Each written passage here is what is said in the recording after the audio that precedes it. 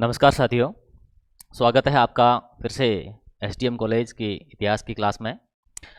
आज हम बीए द्वितीय वर्ष के प्रथम प्रश्न पत्र का चैप्टर इकाई द्वितीय चैप्टर तृतीय, जिसमें तुगलक वंश मोहम्मद बिन तुगलक के प्रशासनिक कार्य के बारे में विस्तार से चर्चा करेंगे। दिल्ली सल्तनत काल में मुख्य रूप से 5 वंशों ने शासन किया, जिसमें प्रथम गुलाम वंश। इसके अंतर्गत 5 शासक वंश जो है, प्रथम गुलाम वंश, दूसरा खिलजी वंश, तृतीय तुगलक वंश और फिर जो है सैयद वंश के बाद जो है लोधी वंश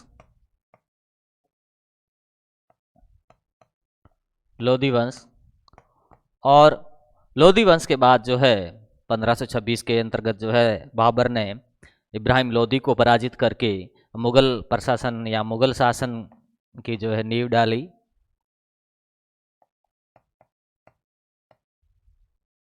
उसके बाद मुगल तो जो है दिल्ली सल्तनत के अंतर्गत मुख्य रूप से सल्तनत की बात करें तो जो है 1206 से लेके 1526 तक जो है सल्तनत काल माना जाता है। और इसके अंतर्गत 5 प्रमुख राजवंशों ने या वंशों ने जो है शासन किया, जिसके अंतर्गत प्रथम गुलाम वंश, जिसके संस्थापक कुतुबुद्दीन ऐबक माने जाते हैं। उसके बाद खिलजी वंश के संस्थापक जलालुद्दीन खिलजी माने जाते हैं। उसके बाद तुगलक वंश, जिसके संस्थापक गयासुद्दीन तुगलक माने जाते हैं। उसके बाद सैयद वंश, जिसके संस्थापक खिज्र खां माने जाते हैं। और उसके बाद लोधी वंश, और लोधी वंश के बाद जो है मुगल प्रशासन। तो आज हम जो है इस टॉपिक के अंतर्गत, इस चैप्टर के अंतर्गत तुगलक वंश और मोहम्मद बिन तुगलक के प्रशासनिक कार्यों के बारे में अध्ययन करेंगे। तुगलक वंश, जिसकी स्थापना गयासुद्दीन तुगलक ने की थी, यह वंश 1320 से लेके 1414 ईस्वी तक चलता है। और तुगलक वंश के अंतर्गत जो है तुगलक वंश के संस्थापक की बात करें तो तुगलक वंश के संस्थापक गयासुद्दीन तुगलक, जिसे प्रारंभ में मलिक गाजी की उपाधि दी गई थी, मलिक गाजी भी कहा जाता था। तो उन्होंने जो है एक नवीन वंश की स्थापना की। गयासुद्दीन तुगलक एक साधारण सैनिक के रूप में, या उनके जीवन की शुरुआत जो है एक साधारण सैनिक के रूप में हुई, और उन्होंने जलालुद्दीन खिलजी के शासन के काल में जो है एक सैनिक या अंगरक्षक के रूप में उनको नियुक्त किया गया। उसके बाद अलाउद्दीन खिलजी के शासनकाल के दौरान उसके पद और प्रतिष्ठा में काफ़ी वृद्धि हुई, क्योंकि उन्होंने अपनी बहादुरी और वीरता से जो है अलाउद्दीन खिलजी को काफ़ी प्रभावित किया। और कहा जाता है कि लगभग 8 बार उन्होंने जब मंगोलों ने आक्रमण किया अलाउद्दीन शासन के काल में, तब जो है उन्होंने 8 बार मंगोलों से वीरतापूर्वक लोहा लिया और उनको पराजित किया। और इसी कारण जो है उन्हें मलिक गाजी की उपाधि भी दी गई। जब खिलजी शासक कुतुबुद्दीन मुबारक खिलजी, जिसकी हत्या जो है 26 अप्रैल 1320 ईस्वी में नासुद्दीन खुसरो शाह, जो एक भारतीय मूल का मुसलमान था, भारतीय था, जिसने उसकी हत्या करके 26 अप्रैल 1320 ईस्वी में शासन पर अधिकार कर लिया था, सल्तनत पर अधिकार कर लिया था। और वह भारतीय होने के कारण जो है उनसे जो तुर्क अमीर थे वह उनसे ईर्ष्या भी करते थे। और इसी मौके का फायदा उठाकर गयासुद्दीन तुगलक ने जो है उस पर आक्रमण किया और दिल्ली के निकट इंद्रप्रस्थ स्थान पर 1320 ईस्वी में उसको पराजित किया और उसका अंत हुआ। लगभग उसके 4 महीने का ही शासनकाल रहा और 1320 ईस्वी में ही उसके इंद्रप्रस्थ के पास से है उसको युद्ध में पराजित किया गया। और फिर जो है दिल्ली सल्तनत पर जो है गयासुद्दीन तुगलक ने अधिकार कर लिया और वह जो है एक विजेता के रूप में दिल्ली में प्रवेश करते हैं और बिना किसी विरोध के 8 सितंबर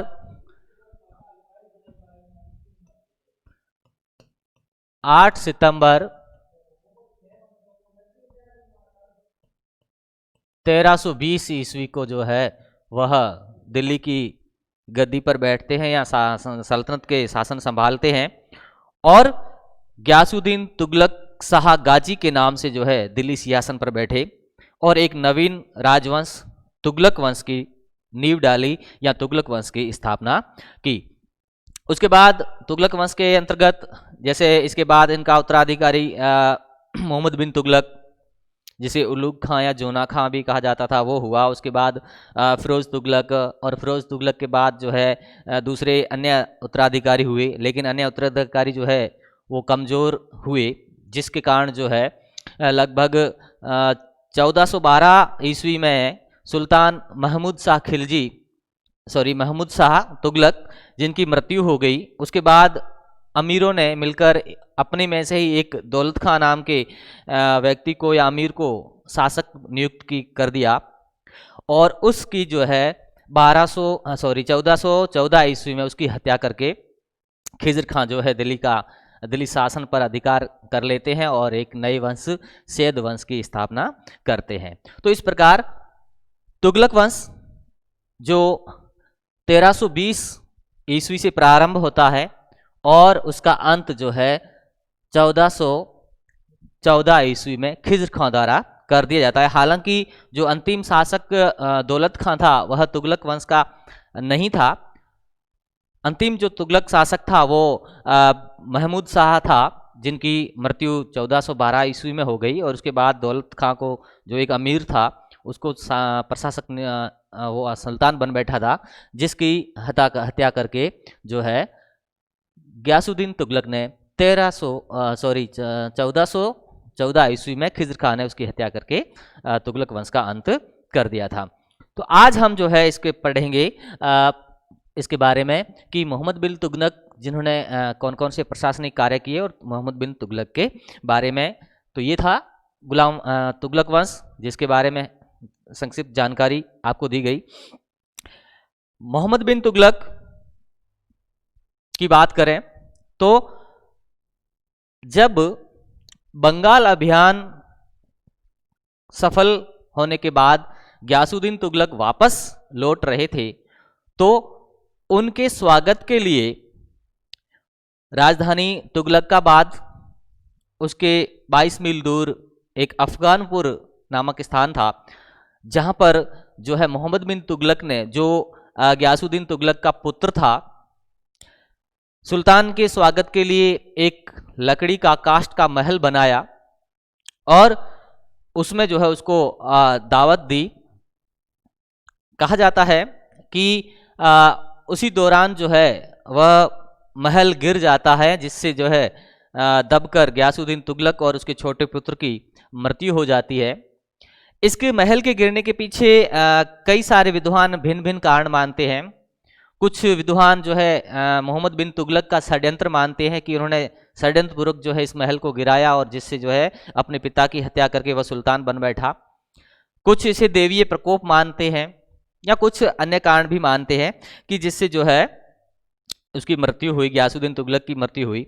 जैसे इतिहासकार बर्नी, जो समकालीन इतिहासकार थे, उन्होंने बताया है कि इस महल के गिरने के पीछे या गिरने के षड्यंत्र में मोहम्मद बिन तुगलक का कोई हाथ नहीं था, वह बिल्कुल निर्दोष थे।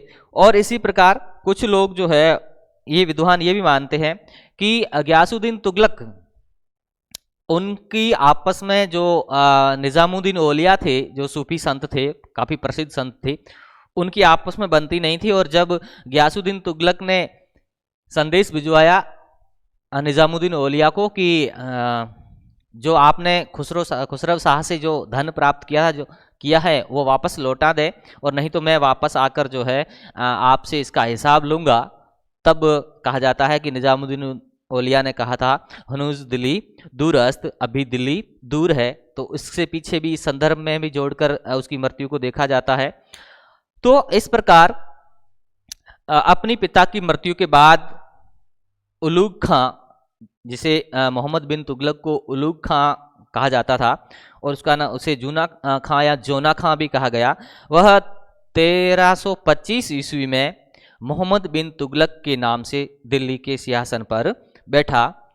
उनका मूल नाम मलिक फखरुद्दीन जोना खां था। इनका मूल नाम जो था वह मोहम्मद बिन तुगलक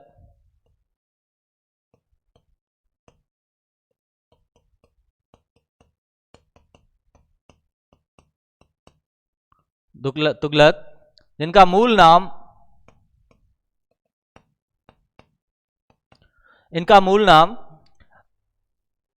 मलिक फखरुद्दीन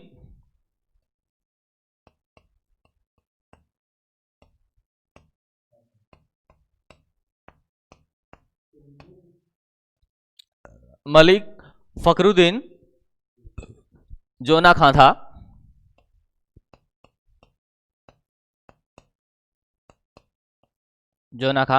था। और जब इस शासक बने तो इनके अंतर्गत इन्होंने उपाधियां भी धारण की, जिसके इनकी उपाधि उलूग खां की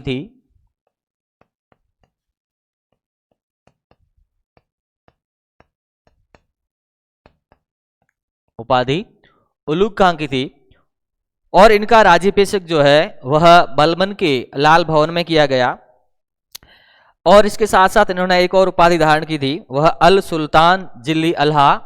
इनके सिक्कों पर इनकी यह उपाधि मिलती है कि इन्होंने कौन सी उपाधि धारण की थी।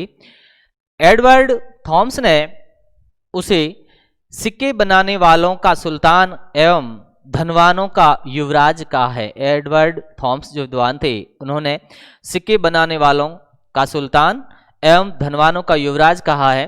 और इसके साथ साथ मोहम्मद बिन तुगलक को मुद्रा शास्त्री भी कहा जाता है, क्योंकि इन्होंने एक नया प्रयोग किया था सांकेतिक मुद्रा चलाने का, जिसके कारण जो है इन्हें मुद्रा शास्त्री भी कहा जाता है। समकालीन इतिहासकार इसामी, जिन्होंने उनके बारे में कहा है कि उसे काफिर एवं द्वितीय यजीद की उपाधि दी, उसे काफिर और द्वितीय यजीद कहा। इसके साथ साथ बर्नी उनके बारे में कहते हैं कि उसे नाकाम परियोजनाओं का मेधावी कर्ता धर्ता घोषित किया है। बर्नी जो समकालीन इतिहासकार थे, यानी इब्न बतूता, इसामी और ये बर्नी, ये मोहम्मद तुगलक के समकालीन ही इतिहासकार थे। तो बर्नी जो जिसका पूरा नाम जो है जियाउद्दीन बर्नी था, वह कहते हैं उसे जो है नाकाम परियोजनाओं का मेधावी कर्ता धर्ता घोषित किया है। इसके अलावा राजमुंद्री अभिलेख में मोहम्मद बिन तुगलक की विजयों का उल्लेख है और इस लेख में उसे दुनिया का खान कहा गया है। जो राजमुंद्री अभिलेख है जिसमें मोहम्मद बिन तुगलक की विजयों का वर्णन किया गया है, उल्लेख किया गया है, और इस लेख में उसे दुनिया का खान कहा गया है। इसी प्रकार 1328 ईस्वी के सरबन शिलालेख में मोहम्मद बिन तुगलक का वर्णन पृथ्वी के सभी सम्राटों में मुकुट का मोती कहकर किया गया है। इसमें उसे ऐसा शासक बताया गया है जिसके काल में दिल्ली में वेदों के गायन से सभी पाप भाग जाते हैं। इसी प्रकार मदुरा के ज्ञानपुरीश्वर मंदिर का लेख, जिसमें मोहम्मद बिन तुगलक के शासनकाल के 90 वर्ष का है, लेख में उसे आधी सुल्तान कहा गया है। तो इस प्रकार इनकी विभिन्न उपाधियां और इनके बारे में बातें बताई गई है कि क्या क्या है, उनकी उपाधियां दी गई है। प्रशासन की बात करें तो मोहम्मद बिन तुगलक जो सल्तनत कालीन जितने भी शासक हुए उन सबसे अधिक पढ़ा लिखा और विद्वान व्यक्ति था। उसे दर्शन शास्त्र, चिकित्सा शास्त्र, ज्योतिष शास्त्र, गणित आदि का भी अच्छा ज्ञान था, वो ज्ञाता था इन सब का। और इसके साथ साथ इन्होंने जो है मोहम्मद बिन तुगलक ने अपने प्रशासन में जो प्रशासकों की नियुक्ति की वह बिना किसी भेदभाव के की।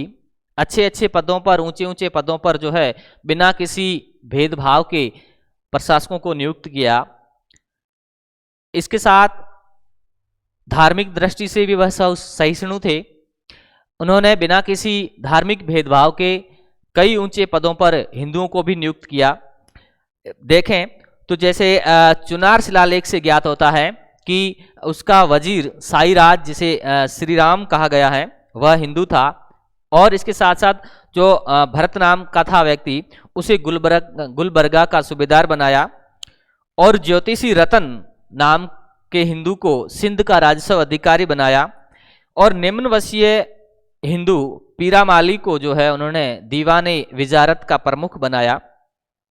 मोहम्मद बिन तुगलक ने अपने प्रशासनिक ढांचे में सूफियों, व्यापारियों, अमीरान सादा वे तुर्क थे जो मंगोल या फिर जो है विदेशी थे, उनको अमीरान सादा कहा जाता था, उनको जो है अपने सत्ता में शामिल किया, प्रशासन में शामिल किया। इसके साथ साथ उसने जो है सूफियों को भी प्रशासन में शामिल करने का प्रयास किया। वह शेख नासिरुद्दीन चिराग दहलवी, उनको भी प्रशासन से जोड़ना चाहता था, लेकिन बाद में ये जो है सूफी इनके सुल्तान के विरोधी हो गए। सुल्तान ने अपने प्रशासनिक ढांचे में कुछ अफगान परिवारों जैसे मलिक मख, मालिक साहू लोदी आदि को भी शामिल किया। और मिस्र के एक व्यापारी शिहाबुद्दीन काजरूनी को खंभात का प्रभारी बनाया। जो अमीर वर्ग था, विशेष रूप से विदेशी अमीरों को ज़्यादातर इन्होंने नियुक्त किया, क्योंकि यहाँ के अमीर जो थे उनसे इनका मोह भंग हो गया था या उन पर उनका विश्वास नहीं रहा था, तो अधिकतर विदेशी अमीरों को ही प्रशासक के रूप में नियुक्त किया। तो उन अमीरों को वह एजा या अजीज यानी मित्र कहकर पुकारता था। इसामी कहते हैं कि मोहम्मद बिन तुगलक पहला सुल्तान था जो गंगा जल का पान करता था और हिंदू त्योहारों को बड़ी धूमधाम से मनाता था, जैसे होली आदि। तो ये धार्मिक दृष्टि से मोहम्मद बिन तुगलक बहुत ही सहिष्णु थे। इन्हें किसी प्रकार का जो है भेदभाव नहीं किया, और यहाँ तक कि जो है वह हिंदू त्योहारों को भी बड़ी सहिष्णुतापूर्वक उत्साहपूर्वक मनाते थे। और इसके साथ साथ सूफी संत सालार मसूद गाजी, जो जिनकी मजार बहराइच में मकबरा था, उनकी एवं ख्वाजा मोइनुद्दीन चिश्ती की दरगाह पर यात्रा करने वाले मोहम्मद बिन तुगलक पहले सुल्तान थे जिन्होंने इनकी यात्रा की थी। मोहम्मद बिन तुगलक पहला मध्यकालीन सुल्तान था जिसने उत्तर एवं दक्षिण भारत के राजनीतिक, प्रशासनिक एवं सांस्कृतिक एकीकरण का प्रयास किया। इन्होंने मोहम्मद बिन तुगलक प्रथम सुल्तान थे जिसने जो है विस्तृत राज्य या राज्य का प्रसार किया, विस्तार किया, और यहाँ तक कि उन्होंने दक्षिण के अनेक राज्यों को जीता और अपनी सल्तनत में मिलाया। तो सल्तनत काल में अधिक से अधिक सल्तनत का विस्तार करने का श्रेय जो है मोहम्मद बिन तुगलक को जाता है। हालांकि वह बाद में जो है इस विशाल साम्राज्य को संभाल नहीं पाए और इनके काल में बहुत सारे विद्रोह हुए, और फिर जो है प्रांतीय राज्यों का भी उदय इन्हीं के शासनकाल के दौरान हुआ, जैसे बहमनी या विजयनगर। और इसके साथ साथ जितने भी दक्षिण के दूसरे प्रांत थे वह भी इनके शासनकाल के दौरान ही स्वतंत्र हो गए, उनमें विद्रोह हुए और वो स्वतंत्र हो गए। तो इस प्रकार मोहम्मद बिन तुगलक एक अच्छा प्रशासक था, उनकी नीतियां भी अच्छी थी, लेकिन वह अपनी नीतियों को सही ढंग से उनका क्रियान्वयन नहीं कर सका। इस कारण जो है उसे असफल या एल्फिस्टन, उसे पागल शासक भी घोषित करते हैं, पागलपन के लक्षण दिखते हैं। तो इस प्रकार उन्होंने शासन किया। उसके बाद जैसे राजकीय प्रतिनिधि मंडल जो उन्होंने बनाए भेजे, मोहम्मद बिन तुगलक पहला सुल्तान था जिसने चीन, ईरान, मिस्र, सीरिया आदि देशों के साथ वैदेशिक संबंध स्थापित किए और वहां पर जो है राजदूतों का आदान प्रदान किया। 1341 ईस्वी में चीन के सम्राट तोगन तिमूर ने बौद्ध धर्म या बौद्ध मंदिरों के दर्शन हेतु अपना एक शिष्टमंडल उसके दरबार में भेजा था। चीनी सम्राट ने उससे हिमालय प्रदेश में स्थित बौद्ध मंदिरों के जीर्णोद्धार की आज्ञा भी मांगी थी। ईरान के सुल्तान अबू सईद खां ने अज़्द बिन यज़्द को राजदूत बनाकर इनके दरबार में भेजा था, दिल्ली दरबार में भेजा था। मोहम्मद बिन तुगलक ने अपने प्रशासनिक ढांचे को सुधारने के लिए प्रयास किए ही, इसके साथ साथ कृषि में भी नवीन प्रयोग किया, कृषि सुधार का भी प्रयास किया। और इन्होंने जो है कृषि के अंतर्गत जैसे एक अकाल संहिता बनाई कि जब अकाल कोई पड़े तो अकाल संहिता का निर्माण करने वाले मोहम्मद बिन तुगलक प्रथम सुल्तान थे। इसके साथ साथ उन्होंने कृषि संबंधी सुधार के लिए दीवान ए अमीर को ही नाम से एक नया विभाग भी बनाया। और कृषि में सुधार के लिए उन्होंने फसलीय चक्र प्रवर्तन की पद्धति को भी अपनाया। तो नए नए प्रयोग किए कृषि सुधार के लिए।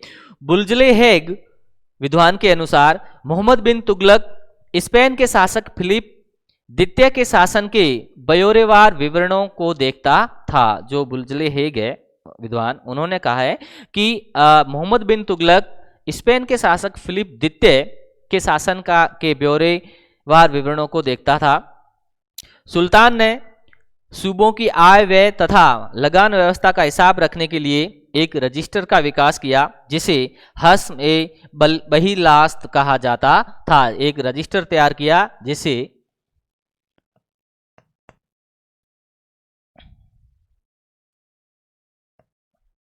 हस्म ए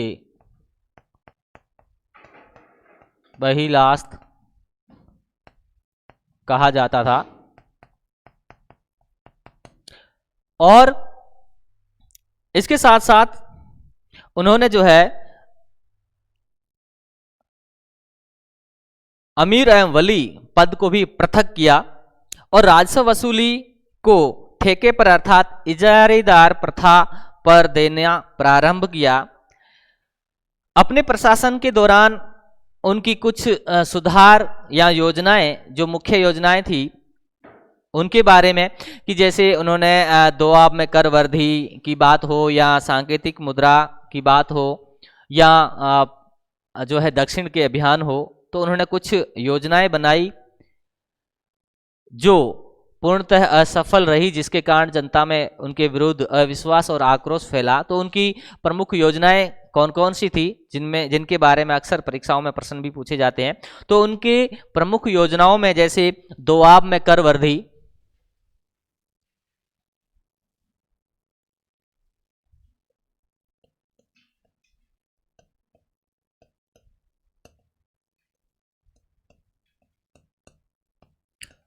दोआब एक उपजाऊ क्षेत्र था और जिसमें जो है कर वृद्धि की मोहम्मद बिन तुगलक ने, लेकिन ये कर वृद्धि जनता को पसंद नहीं आई।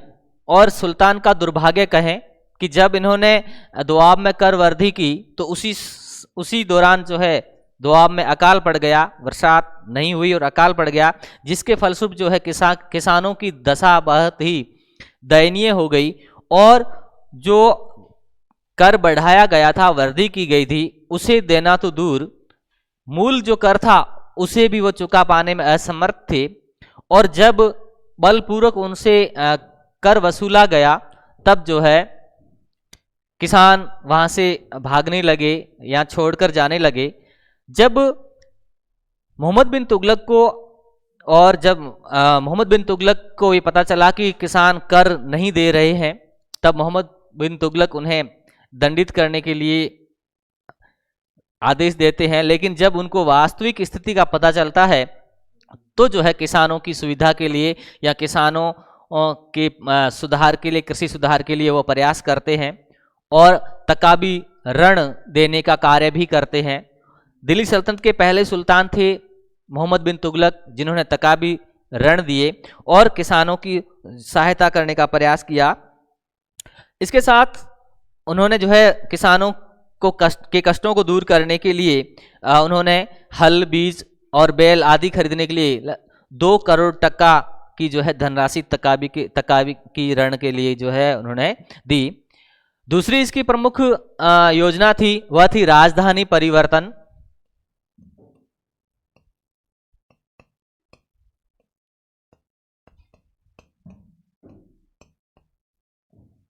राजधानी परिवर्तन, अनेक विद्वान राजधानी परिवर्तन के भिन्न भिन्न कारण देखते हैं। कुछ विद्वानों का मानना है कि जो है मंगोलों के आक्रमण के भय से इन्होंने जो है राजधानी परिवर्तन की। तो कुछ जैसे इब्न बतूता है, वह कहते हैं कि दिल्ली की जनता सुल्तान से बहुत नाराज थी और रात के समय में गंदी गंदी बातें लिख के या गालियां लिख के जो है सुल्तान के दरबार में फेंकती थी, जिनसे जो है सुल्तान बहुत दिल्ली की जनता से बहुत नाराज थे, रुष्ट थे, और इसलिए जो है दिल्ली को बर्बाद करने के लिए या जनता को दंड देने के लिए उन्होंने राजधानी परिवर्तन की। बर्नी कुछ और मानते हैं, लेकिन कुछ भी हो तो इन्होंने राजधानी परिवर्तन का नया प्रयोग किया। और उन्होंने जो है कुछ विद्वान ये भी मानते हैं कि इन्होंने दक्षिण क्षेत्र को जीता था, तो उत्तर भारत से या दिल्ली में बैठकर दक्षिण भारत को संभालना बड़ा मुश्किल हो रहा था, क्योंकि दक्षिण दूर था। तो इस कारण दक्षिण की व्यवस्था देखने के लिए ही उन्होंने अपनी राजधानी परिवर्तन की। तो इन्होंने अपनी राजधानी जो है दिल्ली से देवगिरी, जिसका नाम बदलकर दौलताबाद रख दिया गया था, दौलताबाद रख दिया गया था, राजधानी परिवर्तन की और जनता को आदेश दिया वहां से वहां दिल्ली से देवगिरी जाने के लिए या दौलताबाद जाने के लिए। और सबसे पहले इन्होंने अपनी माँ को सबसे पहले देवगिरी भेजा। उसके बाद जनता को कष्ट न हो इसके लिए भी मोहम्मद बिन तुगलक ने काफ़ी व्यवस्थाएं की, मार्ग में रहने के लिए, खाने पीने के लिए व्यवस्था की, और अमीरों के लिए भी व्यवस्था की, जनता के लिए व्यवस्था की। और इस तरह से जो है राजधानी परिवर्तन लगभग 1326-27 में की गई। 1326-27 में इसे की गई। लेकिन इतनी सारी व्यवस्थाएं करने के बाद उनके दिल्ली में मुफ्त में रहने खाने पीने, देवगिरी में मुफ्त में रहने खाने पीने की सारी व्यवस्थाएं, रास्ते में जो कठिनाइयां थी उनका समाधान करने के लिए भी उन्होंने बहुत सारे प्रयास किए। तो फिर भी जो है जनता को बहुत सारा कष्ट सहन करना पड़ा, और वहां पर जाने के बाद स्थायी रूप से जनता वहां निवास करना नहीं चाहती थी। और जब इन सारी बातों का मोहम्मद बिन तुगलक को पता चला तो जो है उन्होंने वापस दिल्ली जाने का आदेश दे दिया। तो इस प्रकार इनकी दो महत्वपूर्ण योजनाएं, जैसे दोआब में करवर्दी और राजधानी परिवर्तन, दोनों ही पूर्णतः असफल हो गई। इसके कई कारण थे। इसके बाद उन्होंने एक और नई योजना, जो सांकेतिक मुद्रा का प्रचलन किया।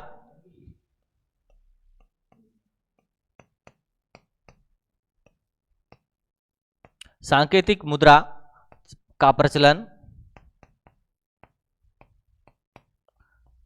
सांकेतिक मुद्रा का प्रचलन किया इन्होंने। और यह प्रचलन जो है उन्होंने 1329-30 ईस्वी में किया। उन दिनों या तत्कालीन समय में दो प्रकार के सिक्के चलते थे, एक चांदी का टका और दूसरा तांबे का जीतल। तो सुल्तान ने एक नया प्रयोग किया कि जो है टके के स्थान, चांदी के टके के स्थान पर जो है दूसरा तांबे का टक्का जारी किया और नया प्रयोग किया सांकेतिक मुद्रा प्रचलन का। और उनका मान, तांबे के टके का मान जो है चांदी के टके के बराबर माना गया। इस सांकेतिक मुद्रा प्रचलन के बारे में विद्वानों में मतभेद है। कुछ विद्वान मानते हैं कि उस समय जो 14वीं शताब्दी में जो है पूरे विश्व में चांदी की कमी पैदा हो गई थी या चांदी की कमी आ गई थी, जिसके कारण जो है इन्होंने सांकेतिक मुद्रा का प्रचलन किया। तो कुछ लोग अन्य कारण भी मानते हैं, कुछ विद्वान अन्य कारण भी मानते हैं। तो इन्होंने जब ये सांकेतिक मुद्रा का प्रचलन किया और उसका मान चांदी के टके के बराबर रखा गया और व्यापार विनिमय में इसका तांबे के टके का प्रयोग करना या प्रचलन करना प्रारंभ कर दिया, तो उस समय कहा जाता है कि लोगों ने जो है इसका गलत प्रयोग करना शुरू कर दिया। और यहाँ तक कि बर्नी तो कहते हैं, जो जियाउद्दीन बर्नी समकालीन इतिहासकार थे, वह कहते हैं कि प्रत्येक हिंदू का घर टकसाल बन गया। बड़ी मात्रा में लोगों ने जाली मुद्राओं का प्रचलन करना शुरू कर दिया, जाली मुद्राएं बनाने शुरू कर दी, अपने घरों में ही मुद्राएं बनाने शुरू कर दी। और इस प्रकार जो है बाजार में जाली मुद्रा का प्रचलन बहुत हो गया। जब सुल्तान को इस बात का पता चला तो उन्होंने जो है इस मुद्रा को बंद कर दिया और आदेश दिया कि जो सांकेतिक मुद्रा का प्रचलन किया गया था उसे वापस जमा किया जाए और उसके बदले में जो है चांदी या सोने के मूल्य के सिक्के जो है उसको दिए जाएं। तो यह योजना भी लगभग असफल ही सिद्ध हुई। इनका प्रयोग, जो नवीन प्रयोग था जो सांकेतिक मुद्रा चलाने का, यह भी असफल सिद्ध हुआ। नेशनल राइट कहते हैं कि चांदी की कमी के कारण जो है यह योजना लगाई गई थी। इसके बाद खुरासान विजय अभियान, इसकी चौथी योजना जो थी, खुरासान विजय अभियान। खुरासान विजय अभियान की योजना विदेशी अमीरों की सलाह पर ली और इन्होंने खुरासान विजय के लिए एक बहुत बड़ी सेना का गठन किया। लगभग कहा जाता है कि 3,70,000 की एक विशाल सेना का गठन किया गया और सैनिकों को 1 वर्ष का अग्रिम भुगतान भी दिया गया वेतन के रूप में। किंतु यह योजना क्रियान्वित नहीं हो सकी और सेना को भंग कर दिया गया। उसके बाद और भी अभियान किए इन्होंने, जैसे करांजल पर आक्रमण जो 1337-38 ईस्वी में किया गया। करांजल राज्य हिमालय की तराई में स्थित आधुनिक कुमायूं जिले में स्थित था। करांजल पर आक्रमण करने के लिए मोहम्मद बिन तुगलक ने अपने भतीजे खुसरो मलिक की अधीनता में लगभग 10,000 सैनिकों की एक सेना भेजी। खुसरो मलिक ने जिद्दा पर अधिकार कर लिया। तब सुल्तान ने जो है आदेश दिया या आज्ञा दी कि जिद्दा से आगे न बढ़ा जाए, लेकिन अपनी सफलता से उत्साहित होकर जो है खुसरो मलिक ने आगे बढ़ना शुरू किया और तिब्बत की ओर बढ़ना शुरू किया। लेकिन कहा जाता है कि उसके बाद वर्षा ऋतु प्रारंभ हो जाती है और वर्षा ऋतु प्रारंभ होने के कारण जो है मार्ग में बहुत सारी कठिनाइयों का सामना करना पड़ा और इसके साथ साथ पहाड़ी एरिया होने के कारण, पहाड़ी क्षेत्र होने के कारण वहाँ के निवासियों ने जो है सेना पर ऊपर से भारी पत्थर फेंकने शुरू कर दिए, जिससे कहा जाता है कि पूरी सेना तहस नहस हो गई, खत्म हो गई। और इब्न बतूता बताते हैं कि मात्र 3 सैनिक बचकर ही दिल्ली लौट पाए थे, या 3 सैनिक ही दिल्ली लौट पाए। तो यह अभियान भी उनका असफल सिद्ध होता है। दक्षिण भारत में इन्होंने अभियान किए, काफ़ी क्षेत्र पर इन्होंने अधिकार किया और जैसे कंपिली जिसके शासक कपिल देव थे उन पर आक्रमण किया, राजा मारा गया। इसका कारण यह था कि जो सागर का सूबेदार था बहाउद्दीन गुरशप, वह जो है विद्रोह कर दिया था और भागकर कंपिली आ गए थे। उसी के पीछे जो है इन्होंने मोहम्मद बिन तुगलक ने इन पर आक्रमण किया। तो बहाउद्दीन गुरशप वहां से भागकर चले जाते हैं, लेकिन यहाँ पे कंपिल का राजा जो है कंपिल देव, वो मारा जाता है और रानियां जोहर कर लेती है। इसके बाद बहाउद्दीन गुरशप जो है वह वहां से भागकर दार समुद्र आ जाते हैं। पांडे राजा जिसकी राजधानी दार समुद्र थी वहां आ जाते हैं और वीर बलाल की शरण लेते हैं, जहां का शासक वीर बलाल था।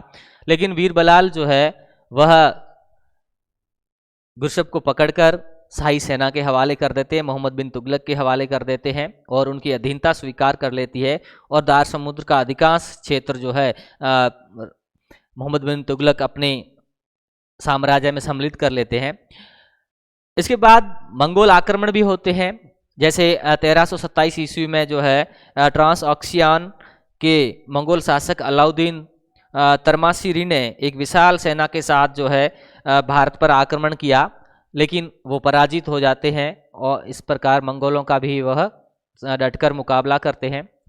अन्य कार्यों में देखें तो दिल्ली सल्तनत का प्रथम सुल्तान था मोहम्मद तुगलक, जिन्होंने अकाल संहिता बनाई, सोने का नया सिक्का चलाया जिसे दीनार कहा जाता है, चांदी के सिक्के के रूप में उन्होंने अदली का प्रचलन किया, फसलों को चक्रवर्ती परिवर्तन पद्धति को अपनाया और इसके साथ साथ उन्होंने जो तत्कालीन कर थे, बहुत सारे कर लिए जाते थे, बाकी सभी करों को समाप्त करके सिर्फ एक उस्र और जकात को छोड़कर बाकी सभी कर जो है समाप्त कर दिए। दास प्रथा को इन्होंने प्रश्रय नहीं दिया और सती प्रथा पर प्रतिबंध लगाया। दिल्ली सल्तनत के पहले सुल्तान थे जिन्होंने सती प्रथा पर प्रतिबंध लगाया और बिना सुल्तान की आज्ञा के कोई भी सती नहीं हो सकती थी।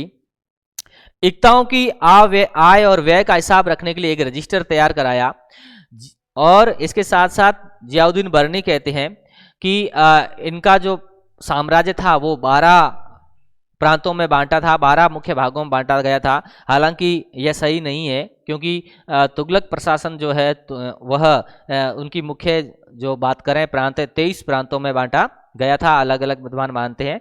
तो लेकिन इतने सारे प्रयास करने के बावजूद, प्रशासन में इतने सारे प्रयास करने के बावजूद, इतनी अच्छी अच्छी योजनाएं लागू करने के बावजूद भी जो है मोहम्मद बिन तुगलक का यह दुर्भाग्य कहें कि वह सफल नहीं हो सके और इनके शासनकाल के दौरान ही बहुत सारे विद्रोह भी हुए। जितना सुधार का प्रयास करता उतनी ही स्थिति और बिगड़ जाती। जनता इनसे आक्रोशित थी और अमीर वर्ग या फिर जो दूरस्थ जमींदार वर्ग थे या जो सूबेदार थे उन्होंने भी विद्रोह करना प्रारंभ कर दिया। इनके शासनकाल के दौरान बहुत सारे विद्रोह हुए, लगभग 34 विद्रोह हुए और 27 विद्रोह तो मात्र दक्षिण भारत में ही हुए। और दक्षिण भारत के जितने भी शासन राज्य थे जिनको जीतकर इन्होंने अपने प्रशासन के अंतर्गत मिलाया था, सम्मिलित किया था, इनके शासनकाल के दौरान ही जो है वो वापस स्वतंत्र भी हो गए और कुछ नए प्रांतीय शासन राज्यों का भी उदय हुआ, जैसे विजयनगर जिनके स्थापना हरिहर और बुक्का नामक 2 हिंदू भाइयों ने की। इसके साथ साथ बहमनी राज्य का भी उदय हुआ। तो इन्होंने इतने प्रयास के बावजूद भी अपने प्रशासन को पूर्ण तरह से संभाल नहीं पाए और आखिर में मोहम्मद बिन तुगलक स्वयं अपने शब्दों से कहते हैं कि मेरा साम्राज्य जो है बीमार हो गया है, रुग्ण हो गया है और मैं इसके उपचार का जितना प्रयास करता हूं वह उतना ही बीमार होता जाता है। यह किसी भी उपचार से ठीक नहीं हो सकते या ठीक नहीं होता है। मोहम्मद बिन तुगलक जिन्होंने एक विशाल साम्राज्य की स्थापना की, तो इसके अंतर्गत कश्मीर, बलूचिस्तान, ओडिशा और राजस्थान इनको छोड़कर जो है संपूर्ण भारत पर जो है मोहम्मद बिन तुगलक ने अधिकार कर लिया और अंत में गुजरात में तगी ने विद्रोह कर दिया और इस विद्रोह को दबाने के लिए मोहम्मद बिन तुगलक गुजरात जाते हैं और वहां पर तगी जो है वह प्रत्यक्ष लड़ाई या युद्ध नहीं करते हैं, इधर उधर बच के भागते रहते हैं, लेकिन यहाँ पे थोड़ा बहुत युद्ध होता है जिसमें तगी पराजित हो जाते हैं और वहां से जो है पराजित होने के बाद तगी वहां से भागकर थटा आ जाते हैं। तो थटा में जाने के लिए मोहम्मद बिन तुगलक रवाना होते हैं ताकि जो है तगी को पूर्ण तरह से उसका दमन किया जा सके, उसे पूर्ण तरह से पराजित किया जा सके।